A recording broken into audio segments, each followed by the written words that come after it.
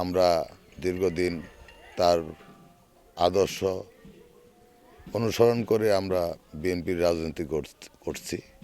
আজকে দেশ জাতি সবাই আজকে মর্মাহত।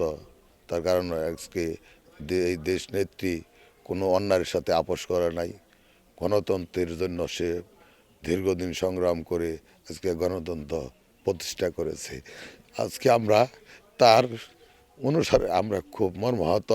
আজকে আমরা এই দেশের ক্রান্তিকালে আজকে আমরা একটু রত্ন হারাইলাম। কাজেই আমি বলতে চাই যে তার আদর্শে ধারণ করে আমরা বিগত দিনে আজীবন রাজনীতি করে যাব।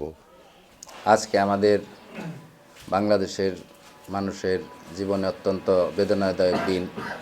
আমাদের গণতন্ত্রের মা দেশনেত্রী বেগম খালেদা জিয়া ইন্তেকাল করেছেন।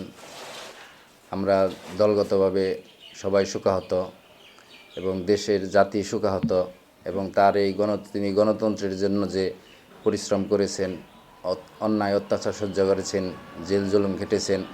আমরা চাই এই ধারা যেন, এই গণতন্ত্রের ধারা যেন বাংলাদেশ অব্যাহত থাকে। কোনো অগণতান্ত্রিক সরকার যেন এই দেশে আর না আসতে পারে।